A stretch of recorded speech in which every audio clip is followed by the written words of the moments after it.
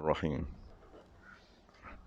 الحمد لله رب العالمين والصلاة والسلام على سيد المرسلين وعلى آله وصحبه أجمعين رب اشرح لنا صدورنا ويسر لنا أمورنا واحلل عقدة من ألسنتنا يفقهوا أقوالنا ثبت أقدامنا وضمن بصيرنا يا ربنا رب العالمين لا حول ولا قوة إلا بالله العلي العظيم لا حول ولا قوة إلا بالله لا حول ولا قوة إلا بالله العلي العظيم أما بعد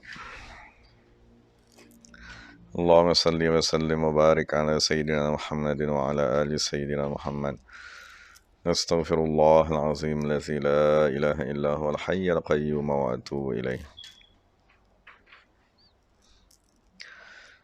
Jadi kita dah sampai muka surat 205.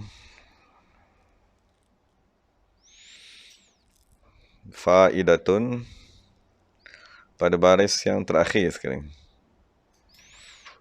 Warrabi'u. Jadi secara umumnya Syekh Ibrahim bin Adham yang merupakan guru mursyid kerohanian di zaman tersebut diziarahi oleh ahli-ahli Al-Quran meminta nasihat daripada beliau. Jadi dia menasihatkan tentang beberapa perkara, antaranya perjanjian rohani dengan Allah telah kita sempurnakan ke ataupun belum. Keduanya tentang penulisan semasa di dalam perut ibu. Dan yang ketiganya semasa malaikat maut datang mencabut nyawa. Dan sekarang penulis dia akan menyatakan tempat terakhir, persinggahan terakhir yang akan kekal manusia selama-lamanya. Warrabi'u, dan keempat. Maknanya perkara keempat yang merunsingkan Syekh Ibrahim bin Adham radhiyallahu anhu. Tafakkartu, daku berfikir. Tarajim, baris bawah sekali. Maksud 205 tu, tafakkartu sebelum garisan.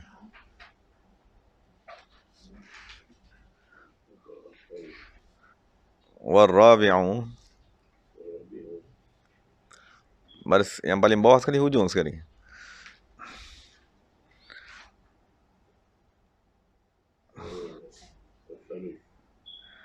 Salis kita dah baca. Sekarang kita baca warrabi'u. Warrabi'u tafakkartu, daku berfikir. Sekarang baru masuk muka surat sebelahnya lah. Fi qawlihi ta'ala, pada firman Allah Subhanahu wa ta'ala. Wamtazul yawma. Wamtazu, waw dan imtazu, asingkanlah diri kamu. Al-yawma, pada hari ini. Ayyuha, wahai.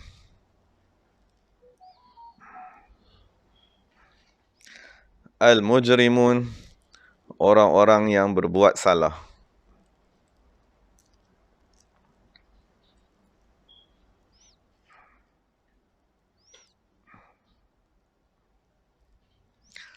Fala adri, fa maka, la tidak. Adri, daku mengetahui. Ma'a, bersama-sama.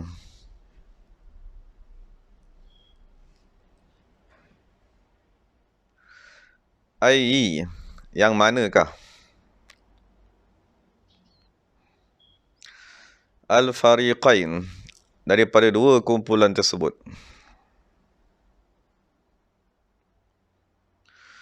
Akunu, daku akan berada.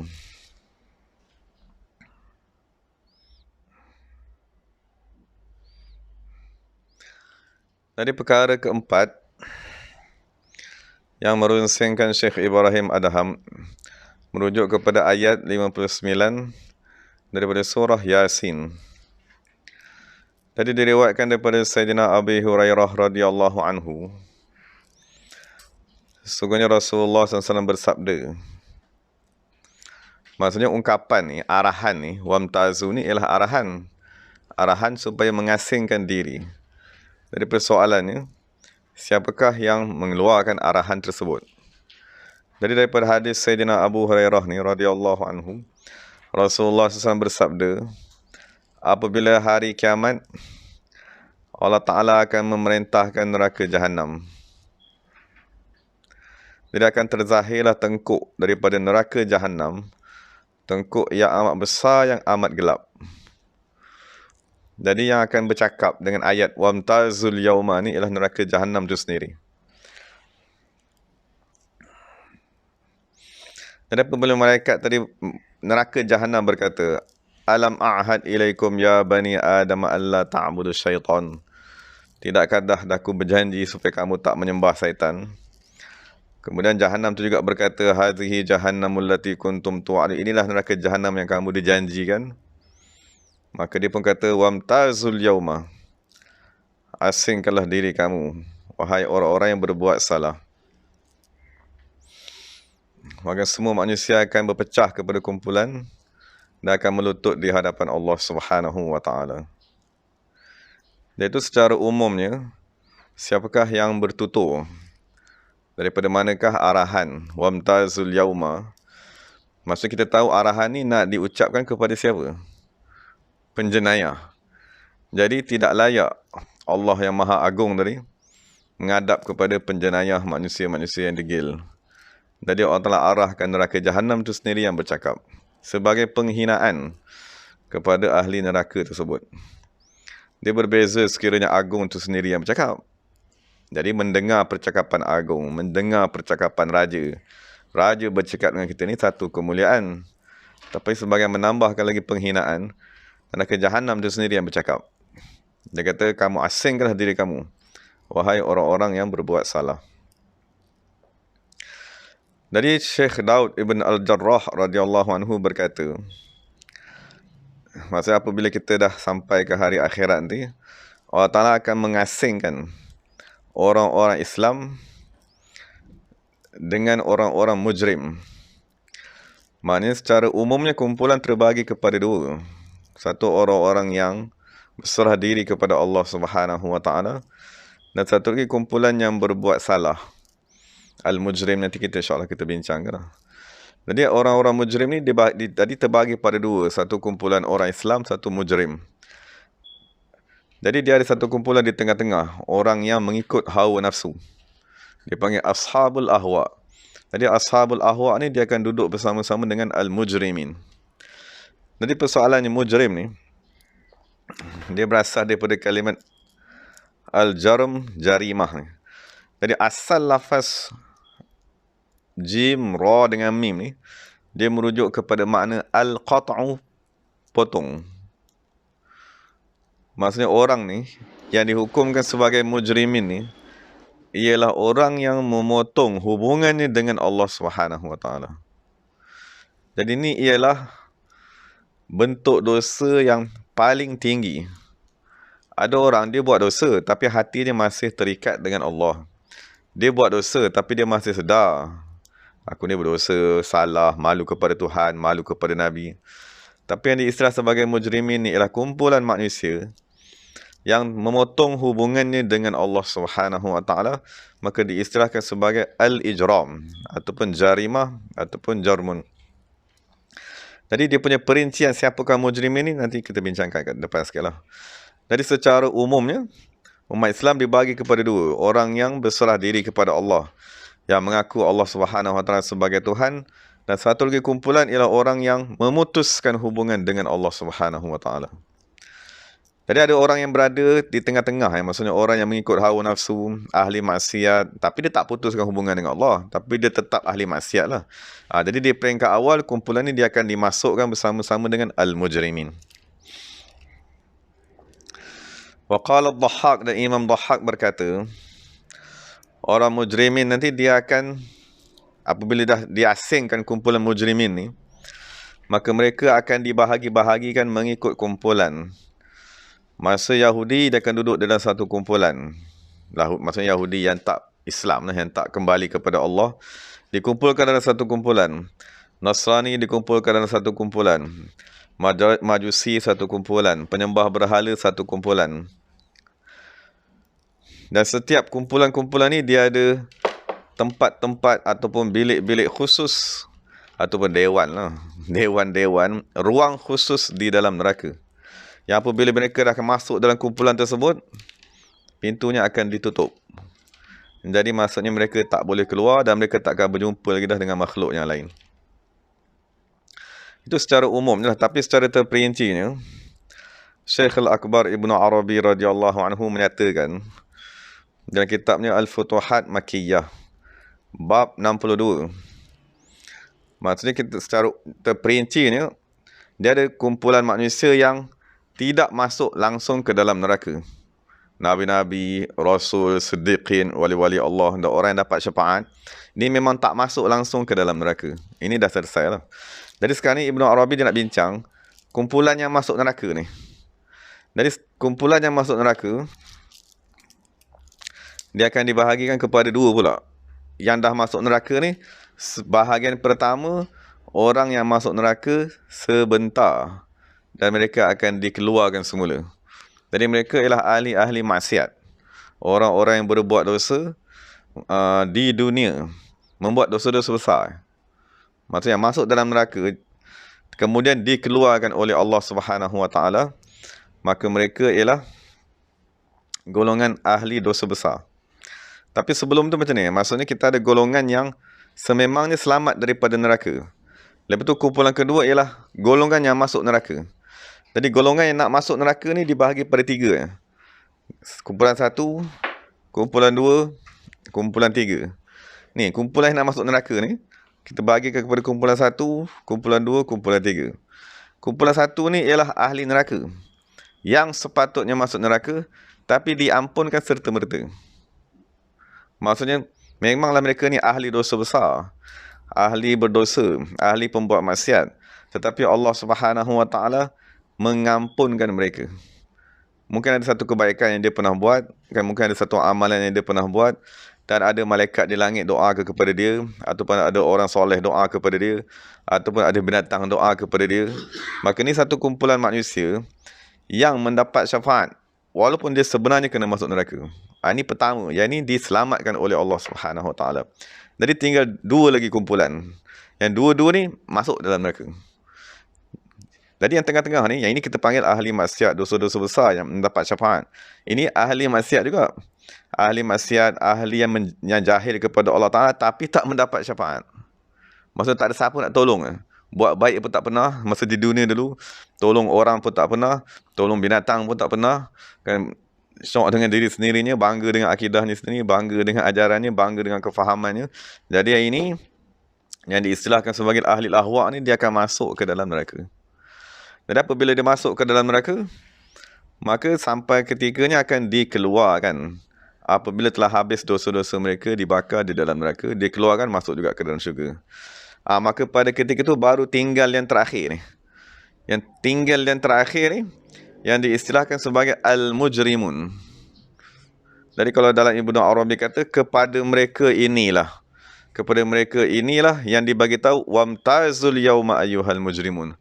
Wahai penghuni neraka yang berkekalan, kamu asingkanlah diri kamu. Pada hari ini kamu akan kekal duduk di dalam neraka Allah SWT. Jadi persoalan ni siapa ni? Yang kekal di dalam neraka ni. Jadi yang kekal dalam neraka ni, Ibnu Arabi bagi tahu ada 4 kumpulan. 4 kumpulan al-mujrim. Jadi secara umumnya 4 kumpulan ni dia adalah orang yang memutuskan hubungan dengan Allah. Sebab mujrim tadi dia berasal daripada perkataan apa dia? Al-qat'u, maknanya putus. Dia memutuskan hubungan dengan Allah Ta'ala. Jadi kita baca ni sebagai pengajaran kepada kita, kan? Jangan sekali-kali kita buatlah. Memutuskan hubungan dengan Allah Ta'ala ni, kita memang banyak maksiat, kan? Kita memang ahli berdosa, kan? Tapi jangan sampai kita terikut satu daripada 4 kumpulan ni yang akan kekal di dalam neraka selama-lamanya. Jadi kumpulan pertama yang diistilahkan sebagai al-mujrimun, ahli neraka yang berkekalan, ialah al-mutakabbiruna 'ala Allah, orang-orang yang sombong ke atas Allah Ta'ala. Jadi sombong ke atas Allah Ta'ala ni contohnya siapa dia? Contohnya yang dia bagi tahu dalam Quran ialah Fir'aun lah. Dia kata, aku tak tahu lagi ada Tuhan selain daripada aku. Maksudnya pertama, dia mendakwa jadi Tuhan. Itu dah satu masalah. Lepas tu kedua, dia menafikan kewujudan Allah Subhanahu Wa Ta'ala. Jadi itu bahaya yang paling menakutkan, sombong kepada Allah Subhanahu Wa Ta'ala. Dan nama penyakit tu ialah takabur tadi. Dan kalau dalam Quran dia bagi tahu, syaitan dia akan datang daripada 4 arah. Dia akan datang daripada sebelah kanan, sebelah kiri, belakang dan depan. Jadi syaitan yang datang sebelah kiri inilah, sebelah kanan ni. Sebelah kanan inilah membawa penyakit takabur. Dan takabur ni ialah penyakit yang paling kuat sekali. Penyakit yang paling berbahaya. Jadi dia datang daripada sebelah kanan. Sebab sebelah kanan ni lambang kepada kekuatan seseorang. Jadi salah satu kekuatan syaitan untuk merosakkan manusia ialah kesombongan. Tak mau sujud kepada Allah. Jadi itulah penyakit syaitan itu sendiri. Dia ada kesombongannya amat sangat. Tak mau sujud kepada Nabi Adam. Dan dia menghasut manusia-manusia supaya sombong kepada Allah Ta'ala, mengingkari Allah Ta'ala.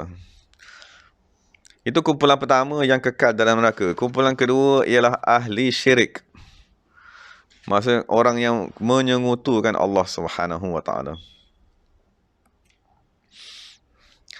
Maksudnya mereka menjadikan berhala sebagai sekutu Allah. Menjadikan manusia sebagai sekutu Allah. Ma na'buduhum illa liyuqarribuna ilallahi zulfa. Maksudnya kami tidak menyembah makhluk-makhluk perantaraan tersebut, melainkan dia kata untuk mendekatkan diri juga kepada Allah Subhanahu Wa Ta'ala. Jadi kumpulan kedua yang kekal di dalam neraka ialah orang yang menjadikan sesuatu bersama-sama Allah. Tadi yang mula-mula tadi, dia sombong. Maksudnya sombong untuk menyembah Allah Subhanahu Wa Ta'ala. Tak mau sembah, merendahkan diri kepada Allah Ta'ala. Yang kedua ni, dia menerima Allah sebagai Tuhan, tapi dia jadikan satu yang lain pula. Jadikan berhala pun bersama-sama Allah. Jadikan bulan bersama-sama Allah, Tuhan juga disembah.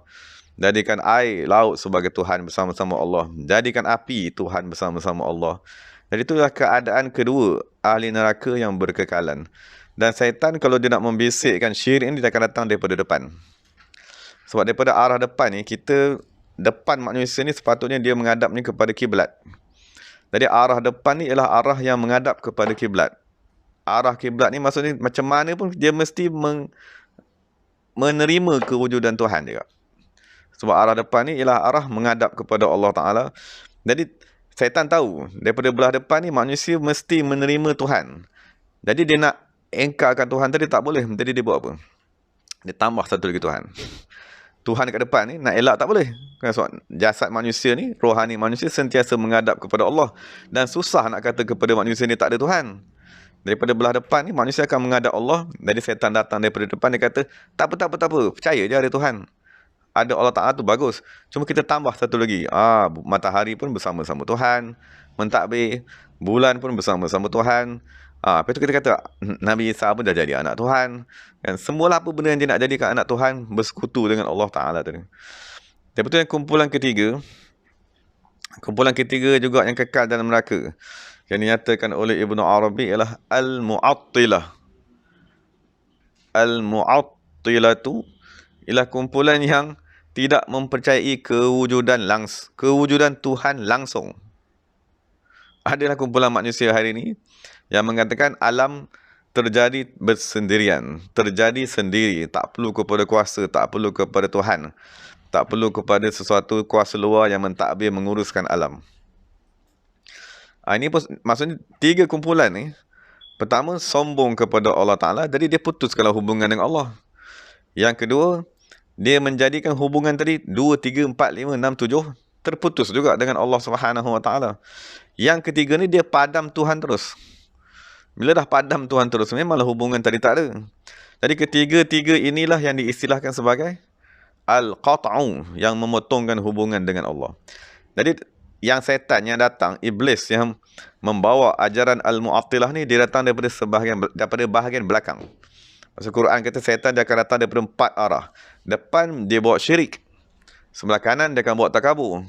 Sebelah belakang dia akan bawa menafikan kewujudan Tuhan. Sebab belakang ni diisyaratkan kepada kekosongan. Maksud belakang badan kita ni kosong. Kalau depan kita ni kita ada mata, kita ada hidung, kita ada mulut. Tapi belakang ni dianggap sebagai satu yang kosong. Jadi datang daripada belakang dibisikkan, tak ada Tuhan. Jangan percaya kepada kewujudan Tuhan. Kamu sebenarnya mentadbir diri kamu sendiri. Kamu sebenarnya berkuasa. Kamu berjalan sendiri. Tak ada Tuhan. Yang itu datang setan daripada belakang yang menyebabkan golongan tadi pun kekal di dalam neraka Allah. Jadi yang terakhir sebelah mana? Kita ada sebelah kiri.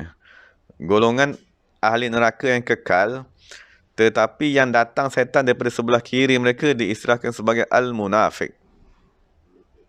Golongan munafik ialah kumpulan keempat yang kekal di dalam neraka Jahannam.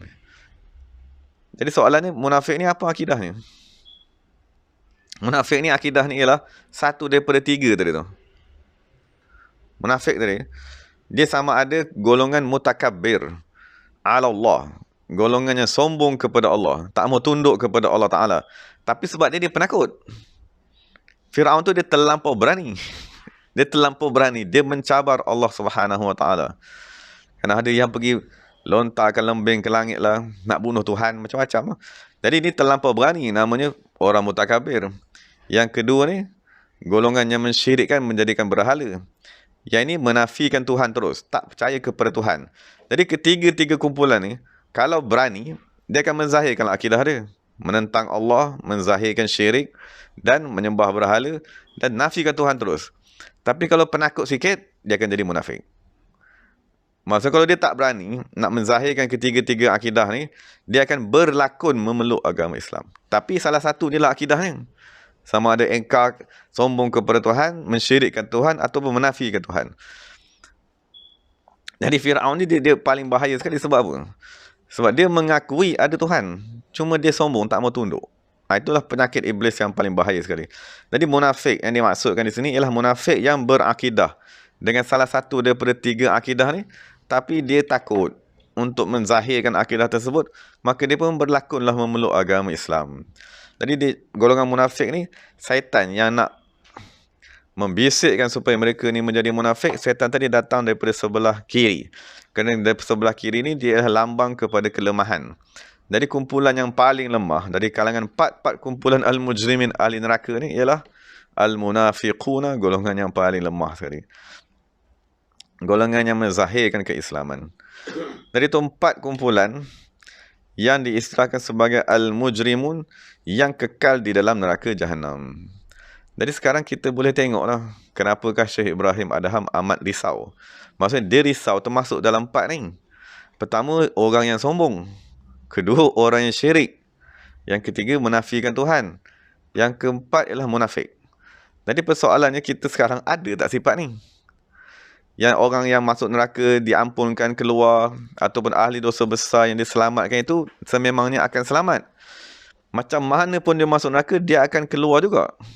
Akan keluar daripada neraka tersebut. Tapi yang Syekh Ibrahim Adham, dia takutnya 4 kumpulan ni. Ada tak kita sifat orang 4-4 ni? Sebab kalau ada sifat yang 4 tadi ni, dia khawatiri masuk tak keluar-keluar. Sebab itu ialah penghuni neraka yang tetap. Dari itu yang Imam Syekh Ibrahim Adham, dia cuma bagi satu ayat je. Dia cuma kata, wamtazul yawma ayyuhal mujrimun. Cuma nafas yang diambil perhatian tadi ialah pada lafaz mujrim tadi. Golongan-golongan yang memutuskan hubungan dengan Allah Subhanahu Wa Taala. Jadi kita berhati-hatilah, maksudnya sehebat mana kita sekalipun. Maksudnya yang menyebabkan kesombongan ni biasanya apa dia? Biasanya ialah kekuatan ataupun kekayaan ataupun pengaruh ikutan. Ini salah satu yang paling kuat sekali menyebabkan kesombongan. Tapi yang sebab tersembunyi kesombongan apa dia? Maksudnya kalau orang yang harta banyak sombong tu kita maklum. Yang kuasa banyak sombong tu seperti Fir'aun. Harta banyak seperti Namrud tadi. Tapi ada satu lagi sebab kesombongan yang paling menakutkan. Ialah apa dia? Al-ilmu. Ilmu. Sekiranya tak disertakan dengan rendah diri, dia akan jadi punca kesombongan yang paling bahaya sekali. Dan inilah yang menimpa iblis. Iblis pada ketika itu, dia bukan ada harta, dia bukan bincang harta. Kan iblis pada ketika itu, dia tak bincang apa dia, banyak pengikut. Dia cuma Cuma iblis yang menyebabkan dia sombong tadi ialah ilmunya. Maksudnya dia ada ilmu sedikit dan dia disuruh mengajar kepada malaikat, maka pada ketika itu datang penyakit kesombongan. Jadi diberitahu dalam kitab, al-ilmul mujarrad yurisul kibr. Ilmu semata-mata kalau kita belajar, dia akan mewariskan kesombongan. Jadi hendaklah kita belajar ilmu tersebut berserta banyakkan sembahyang. Jangan sekali-kali belajar, sembahyang tak mahu. Belajar, berzikir tak mahu. Belajar ilmu makin banyak, istighfar tak mahu. Jadi kita rasa ilmu tu daripada satu sudut ialah penyelamat daripada neraka Allah Subhanahu Wa Taala. Tapi sekiranya tak diambil dengan betul, tak diambil dengan beradab, kan, tak diambil daripada ahlinya, tak ikut adab-adab pengajian, maka ilmu tu akan menjadi bala, wal iyazbillah. Dan kebanyakan kumpulan-kumpulan seperti contohnya kumpulan Mu'tazilah, muncul kumpulan ahli ahwa tadi ni disebabkan oleh pengasasnya tidak beradab dia. Mempelajari ilmu agama tanpa beradab dengan gurunya Hasan Basri. Maka disumpah oleh Hasan Basri dari kumpulan Mu'tazilah. Jadi amat bahaya. Maksudnya ilmu tadi tu dia ialah benda yang paling bermanfaat di dunia dan di akhirat. Tetapi dia perlu kepada adab semasa mempelajari ilmu tersebut. Dari itu 4 keadaan lah. Pertamanya sombong yang ditakuti oleh Syekh Ibrahim. Lepas itu kedua syirik. Syiriknya kita bincang tadi lah, beribadat selain kepada Allah. Ataupun menyembah Allah Ta'ala, tapi dalam masa yang sama, nakkan perhatian manusia. Sebab syirik kita maklum ada 2. Satu diistilahkan sebagai syirik yang jelas. Syirik yang jelas seperti kita sembah berhala, sembah matahari, sembah bulan. Tapi yang amat ditakuti ialah syirik yang tersembunyi tadi.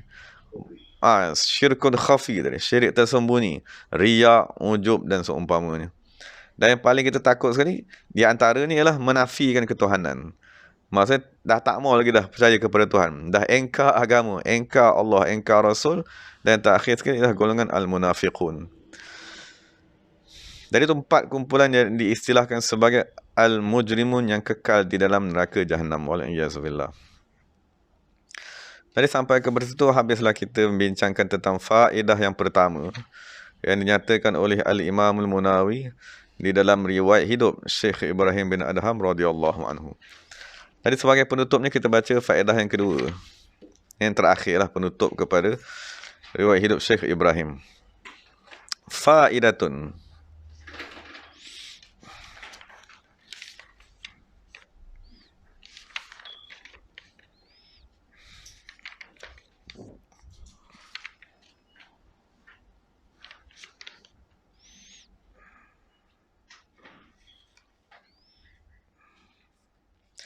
Kalau kita patah balik kepada muka surat 195, di situ dinyatakan bagaimanakah Allah Ta'ala menarik Syekh Ibrahim kepadanya.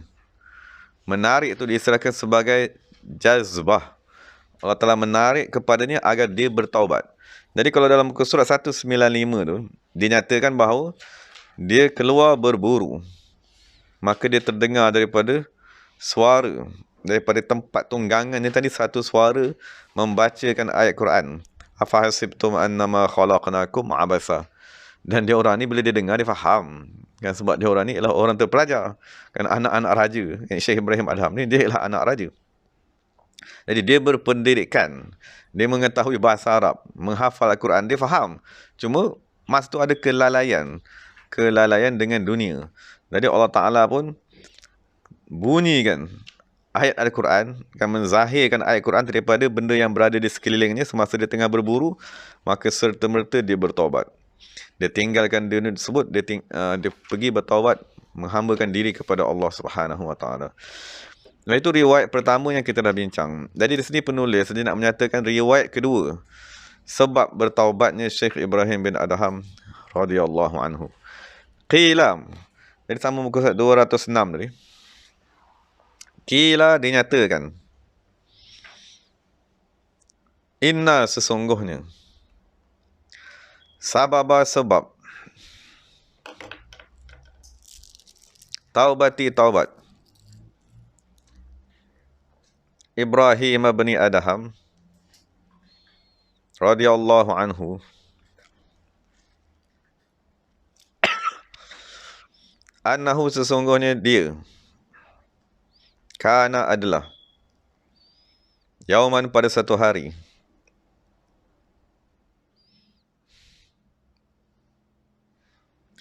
Kharaja, keluar. Ila, kepada. As-sayd, berburu. Fanazala, maka singgah. Manzilan, satu tempat.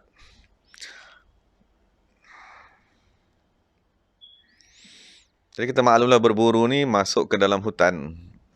Jadi dia pergi pagi, baliknya petang. Jadi tengah-tengah berjalan di dalam hutan semasa berburu sampai masa nak makan. Jadi cari tempat yang sesuai untuk singgah, berhenti sekejap untuk makan. Wa basata, lalu dia membentangkan as-sufrah, kain saprah, kain lapik tu. Liyakula, untuk makan. At-ta'ama, makanan.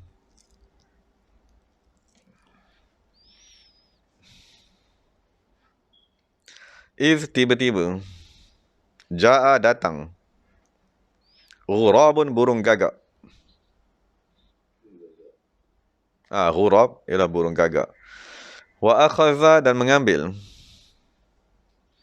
Minas sufrati, daripada hidangan tersebut.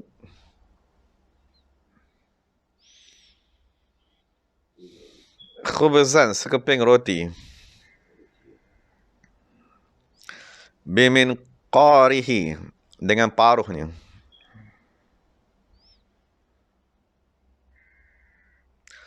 Wa tara, dan terbang burung tersebut. Fil hawa, di udara.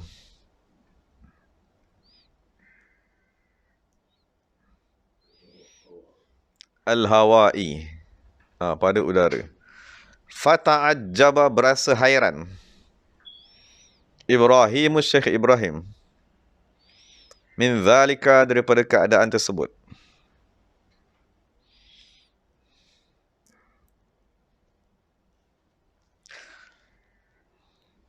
Warakiba, menunggang. Farasahu, kudanya.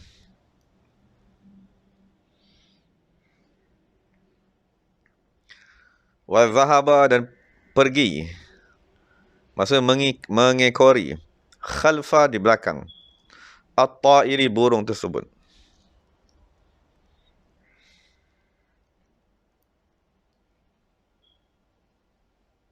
Hatta, sehinggalah.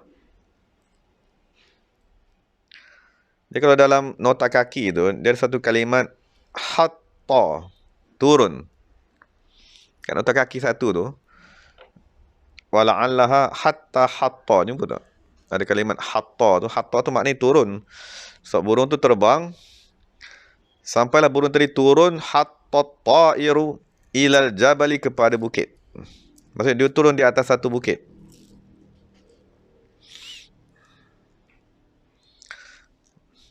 Maksudnya dia dah naik kepada bukit tadi, dia turun. Jadi Syekh Ibrahim pun dah tak nampak lagi dah burung tu. Jadi Syekh Ibrahim pun turun daripada kudanya. Dia naik bukit tersebut, dia panjat, dia cari mana burung ni turun. Wa ghaba an Ibrahim, jadi tak kelihatan lagi burung tersebut daripada Syekh Ibrahim. Fasa'ida, maka memanjat ataupun mendaki. Ibrahim, Syekh Ibrahim. Khalfahu, di belakang burung tersebut. Yatlubuhu, mencarinya.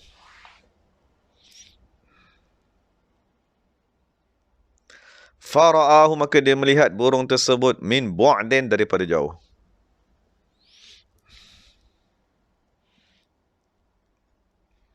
Falamma, maka tak kala.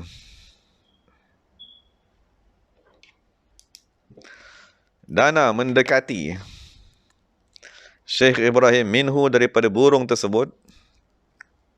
Tara, terbanglah.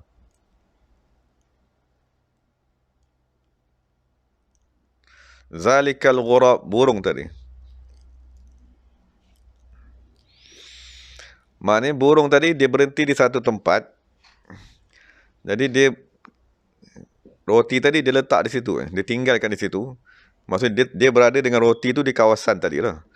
Apabila Syekh Ibrahim datang, burung ni takut, dia lari. Jadi Syekh Ibrahim datang, tengok apa pasal dia letak roti dekat situ. Dia dah terbang, dia tinggalkan roti tadi. Faja'ah, maka datanglah, pergilah Syekh Ibrahim. Ila mahallihi, kepada tempat yang dia tinggalkan roti tersebut. Fara'a, maka Syekh Ibrahim melihat rajulan, seorang lelaki, masdudan, yang diikat, bi jabalin, pada celah bukit tersebut, muttaji'an, menelentang, ala qafahu, di atas belakangnya. Maknanya bukan meniarap, maknanya dia terlentang macam ni lah, tapi terikat tangan, terikat kaki, jadi tak boleh bergerak, terbaring macam tu je lah, menelentang tadi. Falamma, maka tak kala, ra'a, melihat Syekh Ibrahim, zalikar rajula, orang tersebut, ala hadhil halati, di atas keadaan demikian, halla, dia tolong buka kan, waqdatahu, ikatan-ikatannya, maksud ikatan pada tangan, kaki seumpama ni, tolong buka kan. Wa sa'alahu, dan dia bertanya kepada orang tersebut, tentang halihi, keadaannya, wa qissatihi, dan kisahnya.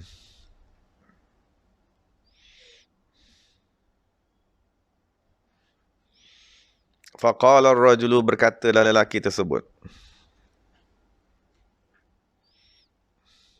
inni, sesungguhnya daku, kuntu, adalah, tajiran, seorang peniaga,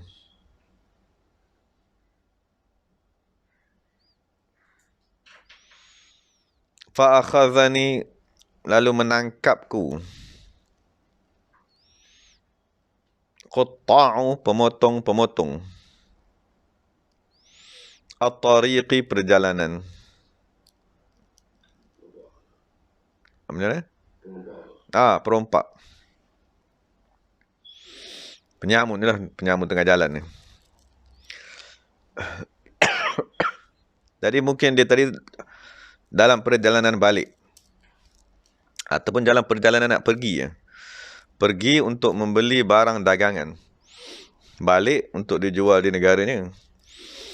Jadi tengah-tengah berjalan tadi tu, datang penyamun, rampas semua duit dia. Wa akhadhu, lalu mereka mengambil, semua, kana, yang berada, ma'i, bersama-samaku, minal mal, daripada harta. Masa kita maklum, perompak jalanan ni, dia antara dosa yang hududnya amat berat. Sebab kalau mencuri saja, waliyazbillah, dipotong tangannya. Tapi kalau ini, dia potongnya bersilang, tangan dan kaki.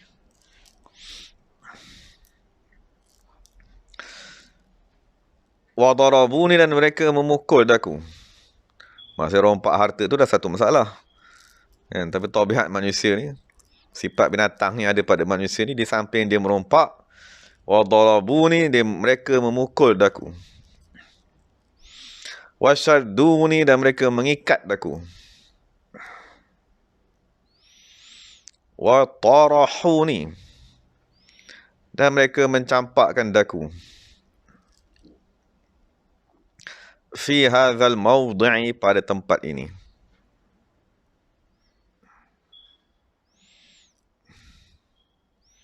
Fasara, maka tinggallah daku, li, sab'atu ayyam, 7 hari di sini.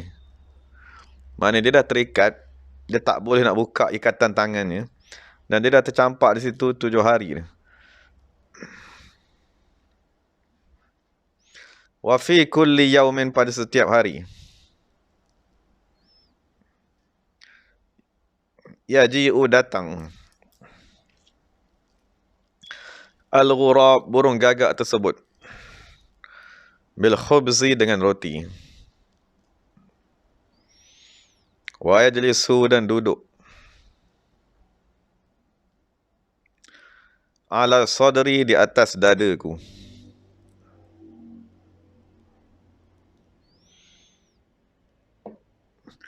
Wa yaksiru, dan dia mengoyakkan. Al-khubza, roti tersebut. Bimin qarihi, dengan paruhnya.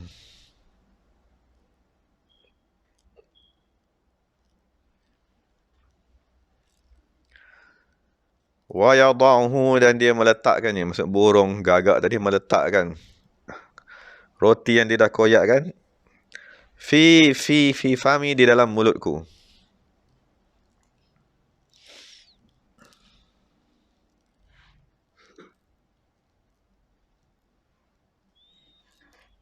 Wa ma, tidak.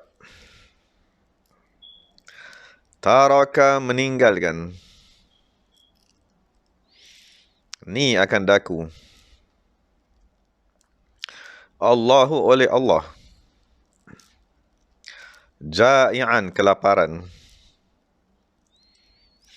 Hadhil muddata, sepanjang tempoh yang panjang ini. Maka biasa manusia kalau 7 hari tak makan tu biasanya mati dah. Tapi Allah Ta'ala pelihara.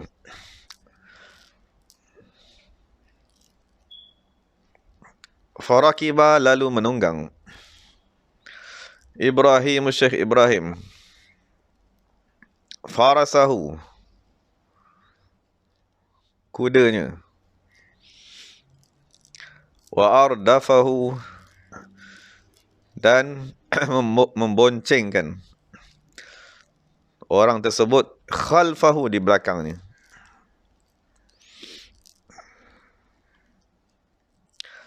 Wa ja'a, dan membawa bihi, orang tersebut, ilal mawdi'i, kepada tempat allazi, yang kana, adalah Syekh Ibrahim nazala bihi, singgah pada tempat tersebut.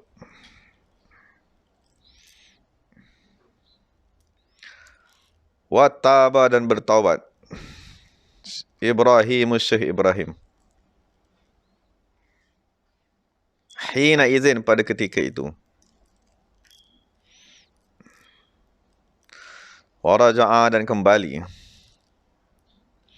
Ila Allah, kepada Allah Ta'ala. Wa naza'a, dan mencabut, menanggalkan, thiyabahu, pakaiannya. Al-fakhirah, yang amat mewah. Sebab dia anak raja. Yang pakaiannya, kita dah bincang RM20,000 harganya. Walabisa, dan dia memakai as-suf, baju bulu. Wakhtara, dan dia memilih al-akhirata, akhirat.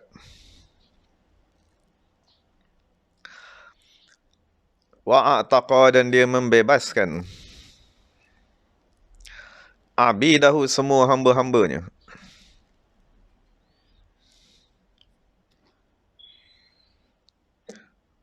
Wa waqafa, dan dia mewakafkan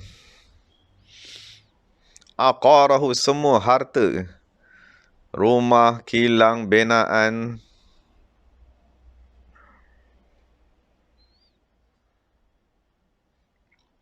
Wa akhadha, maka dia mengambil biadihi, dengan tangannya. Asa, satu tongkat. Itu sajalah senjata ataupun temannya, tongkat dia pegang. Wa tawajjaha, dan dia tadi berjalan menuju ila Makkah, kepada Mekah. Bila zadin, tanpa bekalan. Wala, dan tanpa rahilatin, kenderaan. Wala yahtam, dan dia tidak mempedulikan. Bi amri zat, dengan urusan. Az-zadi, bekalan. Hatta, sehinggalah. Laqiyallah, bertemu dengan Allah Ta'ala. Radiyallahu Ta'ala anhu. Moga-moga Allah Ta'ala meredainya.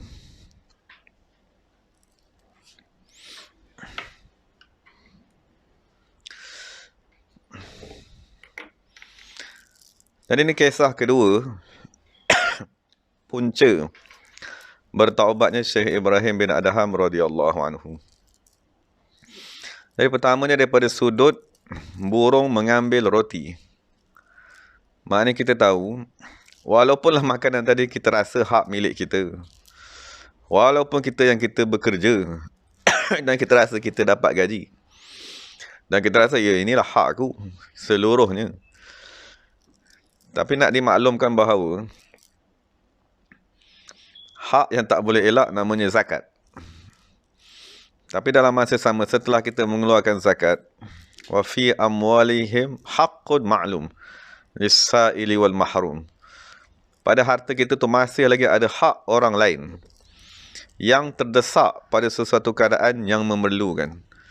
Maksud kalau kita duduk di satu kawasan, tiba-tiba di sebelah rumah kita ataupun di kawasan tersebut ada berlaku musibah, bencana sebagainya, maka serta-merta sebahagian daripada hak kita tu wajib diserahkan kepada mereka. Jadi burung tadi tak mencuri. Nak bagi tahu dekat situ lah. Maksudnya orang tadi makan 7 hari tu dia bukan makan makanan curi. Dia makan hak dia sendiri. Sebab dia di dalam kesusahan. Dah orang dalam kesusahan, Quran kata tak hawanu tolonglah. Jadi kita tak tahu macam mana nak hantar makanan kepada burung tersebut. Jadi Allah Ta'ala hantar orang yang kena ikat tadi. Jadi Allah Ta'ala hantar makhluk lain untuk mengambil hak dia. Sebab dia perlu makan untuk hidup. Dan kalau ada manusia yang tahu, manusia kena bagi dia makan. Jadi memberikan makanan kepada manusia untuk mengekalkan kehidupannya lah satu kewajipan ke atas diri kita, melebihi ataupun tambahan kepada kewajipan zakat tadi. Jadi salah sekiranya kita rasa, saya dah bayar zakat dah Ustaz, saya tak mahu dah sumbangan-sumbangan ni. Ni sedekah-sedekah kepada pelarian ke, kepada orang susah ke, orang dalam kemah ke, dan orang negara perang ni tak ada kaitan dengan saya dah bayar zakat sudah lah. Nah, itulah kejahilan terhadap agama. Jadi jangan sekali-kali kita menyimpan sifat sombong tersebut di dalam hati tadi. Lepas tu keduanya, kisah ni dia merujuk kepada satu orang manusia yang keluar berniaga, tapi dia dipelihara oleh Allah Subhanahu wa Ta'ala. Jadi seminimum minimum keadaan seseorang untuk mendapat peliharaan Allah, dia mestilah orang yang soleh. Sebab kita maklum keadaan yang berlaku ni diistilahkan sebagai luar daripada adat manusia. Jadi perkara yang berlaku yang menyalahi adat, sekiranya berlaku pada Nabi-Nabi dan Rasul, itu kita panggil mukjizat. Sekiranya berlaku pada wali-wali Allah Subhanahu wa Ta'ala, maka dipanggil keramat. Tapi sekiranya berlaku pada orang yang soleh, jadi dipanggil ma'unah, bantuan. Jadi orang yang kena ikat ni, dia sama ada wali Allah Subhanahu wa Ta'ala, yang Allah nak menzahirkan keramatnya, maksudnya burung datang bagi makanan, ataupun dia ialah orang yang soleh yang dipelihara oleh Allah Subhanahu wa Ta'ala. Jadi itu faedah apabila kita mendekatkan diri kepada Allah, Allah Ta'ala pelihara. Cuma kalau kita tak mendekatkan diri, tak berusaha walaupun darjat yang paling rendah, iaitu jadi orang soleh paling rendah tu pun tak mahu, maka tak ada peliharaan daripada Allah Subhanahu wa Ta'ala. Lepas tu ketiganya ialah orang ni dia menjadi sebab. Orang ni dia menjadi sebab kepada bertaubatnya Syekh Ibrahim bin Adham. Sebab dia kata kat sini, dia kata, ma tarakani Allahu ja'ian hadhil muddah. Allah Ta'ala tak tinggalkan aku lapar mati dalam tempoh ini. Jadi orang ni sebenarnya dia buat apa? Keadaan yang berlaku pada dia tu ialah satu situasi yang Allah Ta'ala wujudkan untuk memberi nasihat kepada Syekh Ibrahim bin Adham supaya bertobat. Maksudnya Allah Ta'ala nakkan Syekh Ibrahim tadi bertobat. Tapi mesti ada situasi yang Allah Ta'ala nak buat. Jadi disebabkan tajir ni, dia mungkin salah seorang daripada wali Allah Subhanahu Wa Ta'ala. Tapi wali Allah Ta'ala tak semuanya ustaz. Wali Allah Ta'ala ni bukan imam. Wali Allah Ta'ala ni dia bukan mufti, dia bukan qadi, dia bukan yang semestinya orang agama. Salah seorang wali Allah yang agung mungkin seorang peniaga. Jadi apabila orang tadi dia ialah kekasih Allah Ta'ala, dia mesti akan memberi manfaat kepada orang lain. Cuma cara dia bagi manfaat tu yang mungkin kita tak faham. Macam dia ni, dia peniaga je. Dia berusaha mendekatkan diri kepada Allah Subhanahu Wa Ta'ala. Tapi cara dia nak bagi manfaat kepada manusia, itu Allah punya kerja. Bukan kita yang nak dakwah, lepas tu kita yang nak hukum dengan dakwah aku mesti berjaya. Kan kita yang nak menyeru manusia kepada Islam, lepas tu kita nak memastikan kejayaan dakwah kita, bukan. Dia tadi mendekatkan diri kepada Allah Subhanahu Wa Ta'ala, dan Allah nak dia tadi bagi manfaat kepada seorang manusia. Dan orang yang dapat manfaat daripada dia ni siapa dia? Syekh Ibrahim bin Adham. Yang ada murid berapa ramai selepas tu. Yang berapa ramai manusia bertaubat, berapa ramai manusia. Dan kita hari ni pun dapat manfaat daripada Syekh Ibrahim bin Adham. Kita dapat manfaat daripada Syekh Ibrahim bin Adham. Kesan daripada tajir tadi yang mendekatkan diri kepada Allah Subhanahu Wa Ta'ala. Jadi semua orang yang dapat manfaat daripada Syekh Ibrahim duduk di dalam kitab amalan. Tajir. Jadi tajir tu tak ada pergi dakwah pun. Tajir tu tak jadi ustaz pun. Dia cuma mendekatkan diri kepada Allah, dan dia nasihat satu orang manusia depan dia je. Orang yang tolong selamatkan dia tadi, dia dah selamatkan daripada kena ikat 7 hari 7 malam tadi. Apalah bayaran yang dia nak bagi ya? Dia bagi satu je lah, nasihat. Jadi nasihat yang disampaikan kepada kita, itulah ganjaran. Itulah tanda ingatan yang paling sempurna. Itulah bayaran yang paling agung. Jadi dia cuma kata ni je. Ma tarakani Allahu jai'an. Maksudnya dia nak bagi tahu Syekh, dia dah cakap kepada Syekh Ibrahim tadi, aku yang duduk sini terikat pun, aku tak mati, tak makan. Kau orang, maksudnya dia, makna daripada cakap tu, kamu ni dah lah anak raja. Harta banyak, yang kamu habis masa berburu ni, buat apa, tak cukup makan ke? Boleh faham tak? Maksudnya harta dah cukup banyak, tapi tak cukup-cukup lagi cari hartanya. Berhentilah sekejap, kan? Ambil lah masa untuk bertaubat kepada Allah Subhanahu Wa Ta'ala. Masa takkan tak cukup lagi masa 24 jam, berpuluh tahun dah kita mencari dunia. Ambillah masa di akhir hayat kita untuk beruzlah, i'tikaf, duduk dalam masjid, berkhaluat, carilah masa tersebut. Tadi tu nasihat orang ni kepada Syekh Ibrahim radhiyallahu anhu, dengan sebab nasihatnya yang ikhlas. Ada satu orang bertaubat di atas tangan dia, jadi. Maksud kita yang kita risau ni, umur kita yang amat panjang ni, di Khawati tak ada satu orang bertaubat di atas tangan kita. Dia bukan ajak pergi masjid, dia masalah tu lain. Dia masalahnya kita usaha sampai dia bertaubat. Bertaubat ni macam ni lah, maksudnya daripada ahli maksiat, dia terus berubah kembali kepada Allah Subhanahu Wa Ta'ala. Itu baru dia bagi manfaat. Kalau sekadar kita hantar WhatsApp ke sana sini, hantar gambar ke sana sini, hantar cerita ke sana ke sini, tak ada seorang pun dapat manfaat, tak ada seorang pun bertaubat dengan baca tu, belum jadi manfaat lagi. Manfaat tu ialah apabila orang tu betul-betul bertobat. Kita boleh ubah orang tu daripada hati dia menghadap kepada dunia, kita boleh pesongkan hati dia menghadap kepada Allah. Itulah bertobat. Jadi itulah yang dibuat oleh orang ni. Dan kita pun tak tahu orang ni siapa, dia tak bagi tahu. Daripada dia tengok Syekh Ibrahim tadi ni, hati dia terpesong kepada berburu, kan, pesong kepada dia bincang ni harta berapa banyak, kan. Jadi dia pesongkan hati Syekh Ibrahim ni kepada Allah Subhanahu Wa Ta'ala. Tak saya risau. Aku yang terikat ni pun Allah Ta'ala boleh bagi rezeki. Dia kenapa pula kamu risau? Kenapa habiskan masa dengan berburu? Kenapa habiskan masa dengan dunia? Lepas tu terakhir sekali kita tengok macam mana Syekh Ibrahim tadi bertaubat. Masa apabila dia bertaubat, macam kita bincang tadi lah, yang pertama sekali menghalang taubat ialah ikatan. Dan yang paling kuat sekali mengikat kita ialah harta benda. Kita nak bertaubat, nak beribadat, tapi tak boleh sebab harta ni nak kena jaga, harta ni nak kena cari, harta ni nak kena bayar, hutang ni tak boleh tinggal. Ini harta nak kena uruskan, ini tempat kerja tak boleh tinggal, ini dah banyak sangat ikatan tu. Macam mana nak beruzlah ni? Macam mana nak beribadat? Macam mana nak menyembah diri kepada Allah Subhanahu Wa Ta'ala? Jadi apabila orang tadi benar-benar bertaubat, maksud di peringkat awalnya, apabila dia betul-betul nak bertaubat, dia tinggalkan dulu ikatan tu sekejap. Tu dia buang segala baju ni, kan? Dia buang segala hartanya, hamba-hamba abdi ni semua dia berdekarkan kerana Allah Subhanahu Wa Ta'ala. Dan dia wakafkan segala hartanya kerana Allah Ta'ala. Dia wakaf ni apa faedahnya? Sebab bila kita wakaf, tak ada harapan nak ambil balik. Boleh faham tak? Kalau kita jual, dia masih ada harapan kita kumpul duit, beli balik semua. Atau kalau kita bagi pada anak-anak, mak bapak dia boleh ambil balik kalau bagi pada anak-anak, selagi mak bapak tu hidup. Tapi cara yang paling kuat untuk kita memutuskan hubungan dengan dunia ialah wakaf. Sebab bila wakaf, harta tadi keluar daripada hak milik manusia. Keluar daripada hak milik manusia, dia ialah hak Allah SWT. Tak ada siapa pun boleh jual, tak ada siapa pun boleh beli. Dari suatu dia kata waqafa aqarahu tadi. Dia jual segala bangunan rumahnya, segala banglonya, segala istananya, segala rumah sewa, segala aqar dia termasuk tanah. Tanah-tanah kebunnya, apa segala tanah semua dia jual. Dia cuma ambil satu tongkat je. Sebagai sunnah Nabi SAW memegang tongkat apabila kita tadi nak beribadat kepada Allah SWT. Tanda kita tadi dah tua kan, tanda kita tadi dah hampir menghadap kepada Allah SWT. Jadi dia menghadap ke Mekah. Di Mekah tu dia maksudnya apa dia? Menghadap kepada kiblat lah. Kan maksud dia carilah kiblat tadi. Kiblat zahir kita Mekah.